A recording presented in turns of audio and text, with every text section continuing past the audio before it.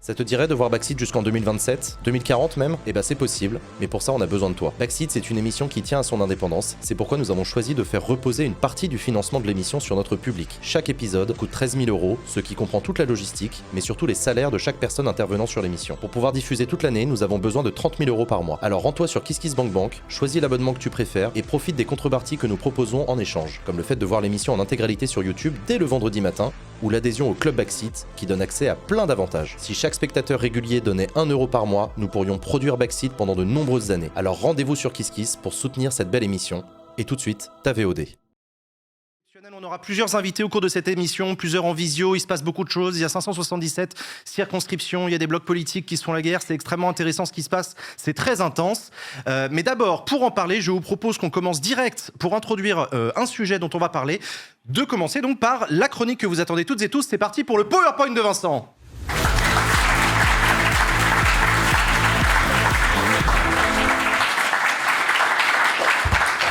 Salut. Incroyable, salut Vincent.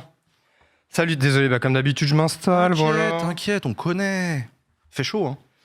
Ouais, tu veux qu'on parle de la météo? Parlons-en, on a que ça à foutre. Du climat politique, voilà, je déconne. De quoi tu veux nous parler aujourd'hui, Vincent? Écoutez, moi je reviens de vacances. Okay. Et effectivement, ok. C'était une semaine, c'est impossible de ne pas parler de ce qui s'est passé la semaine dernière. Quelque chose d'inédit, d'imprévisible peut-être pour certains, et qui m'a évidemment choqué. Je parle évidemment du bouquetin que j'ai croisé en randonnée en Haute-Savoie. Franchement, elle est trop mimi, je trouve. Enfin, c'est vraiment. Oui, c'est vraiment une photo de moi. J'en ai d'autres, si tu veux et tout. Enfin, je veux. Il y a eu un échange de regards. Enfin, vraiment. Enfin, il y a plus d'humanité dans le regard de ce bouquetin femelle que dans beaucoup de gens, je trouve. Bardella, tu voulais dire. À chaque fois que je fais une chronique et qu'il y a Usul en plateau, il fait les sous-titres à chaque fois. Il fait toutes les choses que je dis pas explicitement, il vient le sous-titrer. Merci. Faut dire les termes là. On n'a plus le temps de nous voyer. Et en fait, j'ai pensé au bouquetin et je me suis dit, les bouquetins ils cachent des trucs quand même. Et cette semaine, je vais vous parler. Et je vais poser une question. Est-ce que les bouquetins sont-ils, comme les pigeons, des agents doubles envoyés par le gouvernement américain? Alors évidemment, je plaisante, le sujet n'aurait pas été validé par la prod, oui, mais tu comprends le contexte, nanana. Je vais parler évidemment de l'extrême droite, puisqu'elle n'a jamais été aussi proche de prendre les pouvoirs, une situation terrifiante qui nous pousse évidemment à nous mobiliser de plein de façons. Ça prend plein de formes, que ça soit dans la rue, sur Internet, etc. Ça touche plein de communautés, et notamment celle des influenceurs qui ont été nombreux à se positionner. Une situation assez inédite, faut le dire, pour le coup, et qui m'a donné envie de poser cette question. Alors, je vais la reformuler parce que je pense que pour le thumbnail YouTube et pour le titre YouTube, pour que ça soit un peu plus clickbait, je vais plutôt reformuler ça comme ça. Est-ce que Squeezie peut faire basculer l'élection? Je pense que c'est mieux comme ça. En plus, mon montage photo, il est tellement nul qu'on dirait qu'il a vraiment un mulet long. Je suis assez fan, personnellement. Parce que c'est vrai qu'il s'est passé 1000 trucs en 2 semaines chez les influenceurs, au-delà de la France, évidemment. Pour un live, j'avais préparé un schéma rapide un petit peu pour essayer de résumer, mais en gros, on a eu une tribune pour appeler à voter contre le RN, une autre à voter pour le Front Populaire, un Discord pour créer des mèmes et des edits pour le nouveau Front Populaire, des lives coordonnés, un collectif tout juste créé, des interviews, des tables rondes, des appels au vote, des tweets très très forts et très rentre-dedans de MV ou d'OP-Crotte. Même Lena Situation, elle s'est vraiment lâchée. Enfin voilà, il n'y a pas un jour qui se passe sans qu'il y ait un truc chez les créateurs de contenu. Et évidemment, il y a eu Squeezie sur Instagram et TikTok. Alors, un post qui est très bien argumenté, pour lequel il a été évidemment conseillé, accompagné, et qui détonne évidemment avec son contenu habituel. Ça tranche vraiment avec son apolitisme jusque-là. On se souvient de sa frilosité l'année dernière à parler de la réforme des retraites. Il l'avait dit lui-même, ils ne sont pas prêts, pas équipés, pas renseignés, etc. Et pour le coup, là, cette espèce d'appel du 14 juin de la génération Z, on va dire, peut-être, a reçu presque 2 millions de likes sur Instagram, presque 7 millions de vues sur TikTok. C'est énorme, ça a été partagé par tout Internet ou presque, et notamment d'autres très grosses stars d'Internet, même si, selon moi, il y en a certains qui sont très contents d'avoir juste eu à partager le post en mode voilà ma prise de position et je suis tranquille derrière. Voilà, ça c'est mon petit avis personnel, c'est une chronique, j'ai le droit. Mais ce qui compte, c'est que des millions de gens ont vu ce post qui débunk en partie la politique du Rassemblement national. Donc déjà on peut poser un premier constat, les influenceurs rendent visibles. Ils informent, pas toujours bien, faut le dire, mais ils représentent des chambres d'écho d'une puissance assez rare sur les réseaux et qui doit rendre jaloux pas mal de médias traditionnels. C'est pas un hasard si on a appris il y a quelques jours que Hugo Décrypte est une marque média plus citée comme source d'infos que Le Figaro, Le Monde et Libé réunis. C'est pas rien. Et qu'au-delà de son exemple, on voit bien qu'Internet et certains influenceurs permettent de pallier en partie le virage de certains médias. Je pense par exemple à ceux contrôlés par Vincent Bolloré, devenus outils promotionnels de l'extrême droite. Et puis, pour revenir à Squeezie, il suffit de voir les réactions au-delà même de ses soutiens. Il y a Thibaut InShape qui assume enfin, Usul, d'être de droite. Il l'a dit officiellement dans une interview. Tout le monde est surpris. Et Bardella, qui n'assume, lui, pour le coup, pas d'être d'extrême droite, qui a également tenté une réponse, là encore, vite débunkée par Internet tout entier, globalement. Tout simplement parce que Bardella, il est, je trouve, encore moins pertinent face aux Français que moi, face à mes profs de français pendant mon oral de bac, il y a quelques années. Et Squeezie, donc lui, en sortant du bois, en prenant la parole, en tant que personnalité publique, eh bien oui, ça a un impact médiatique et politique. Pareil pour ses camarades, créateurs de contenu, qu'on a récemment vu invités chez Mediapart, ils se rendent plus visibles, à mon sens, que pas mal de sportifs, d'acteurs ou de chanteurs qui sont, je pense, assez contents de pouvoir rester discrets.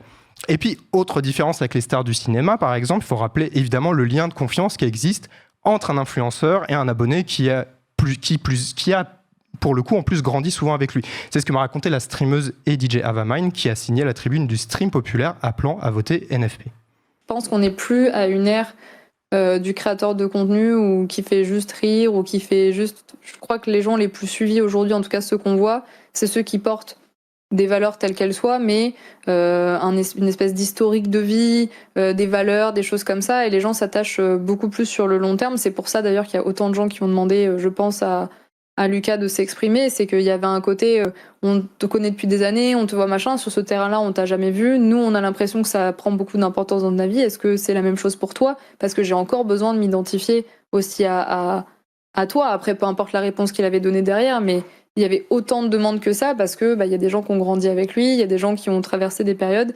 Et si eux arrivaient à se poser des questions, ils se demandaient si les gens qui suivaient, c'était le cas aussi. Alors forcément, c'est une vraie responsabilité qui peut devenir une pression, comme l'a montré récemment un papier de BFM TV où des streamers et des youtubeurs témoignent aussi un peu de leur malaise face à ce qu'ils appellent des injonctions qui peuvent survenir sur les réseaux. Ça interroge aussi un petit peu sur la sincérité et la démarche de certains qui s'expriment. Mais surtout, le fait de prendre la parole, ça peut déclencher encore d'autres attentes sur des sujets qu'ils ne maîtrisent pas forcément, ou pire, même ça peut faire émerger des menaces. Avamine m'a confié qu'elle-même en avait reçu à propos de sa famille. Donc quand même, ça va très loin, ça peut être très très très grave et très violent.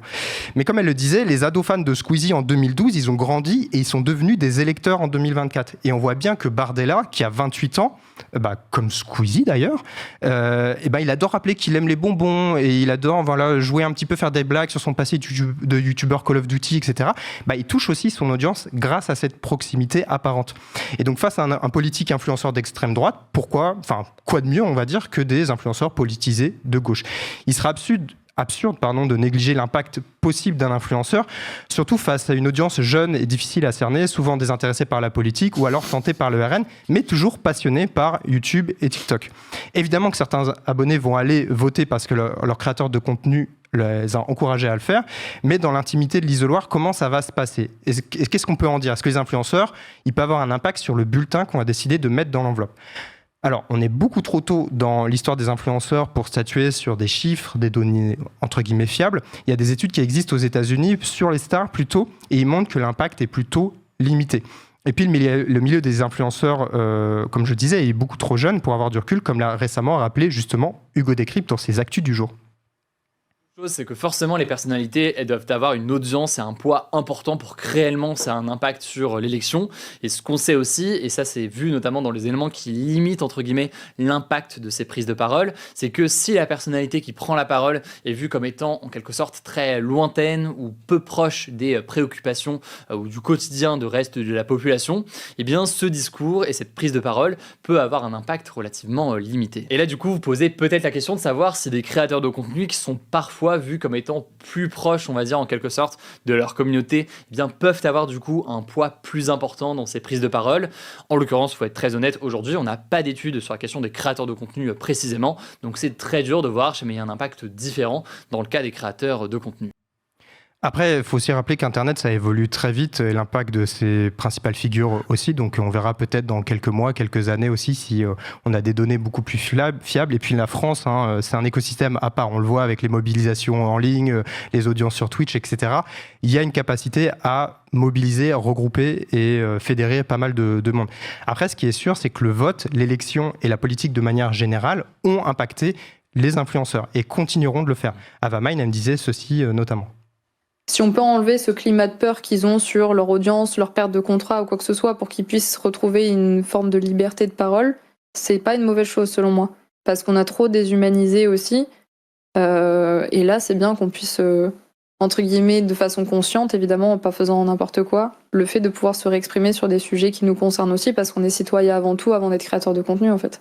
Mais j'aime bien rediriger aussi vers des personnes qui étudient plus les sujets ou qui sont plus au fait d'apporter un argumentaire plus précis, donc soit des textes de loi, soit des programmes, soit des journalistes qui amènent là-dessus, parce que j'ai pas envie non plus que parce qu'on est des leaders d'opinion là-dessus et qu'on nous accorde beaucoup de crédit, en fait on devient le seul canal d'information aussi et de vérité sur ces choses-là, parce que c'est pas vrai. Du coup, c'est arriver à trouver l'entre-deux, entre si t'as envie de prendre position, mais aussi amener les gens, encore une fois, moi c'est mon but, à s'instruire sur le sujet, à être critique, même envers moi, même envers les choses, de vraiment trouver la voie là-dessus, mais s'y intéresser, c'est le plus important. Et je crois que là, en fait, on touche au plus important. Qu'on ait 10 abonnés ou 10 millions, l'essentiel, il reste le même. Il faut s'informer, s'éduquer, aider ses proches à faire de même et surtout les pousser, eux comme nous-mêmes, à aller voter ce dimanche et le 7 juillet contre l'extrême droite. Après tout, on est tous un petit peu influenceurs et je pense que c'est plus jamais que jamais nécessaire de l'assumer. Voilà, je vous souhaite une bonne soirée, bon courage pour les jours qui viennent et allez voter. Merci beaucoup. Merci beaucoup Vincent.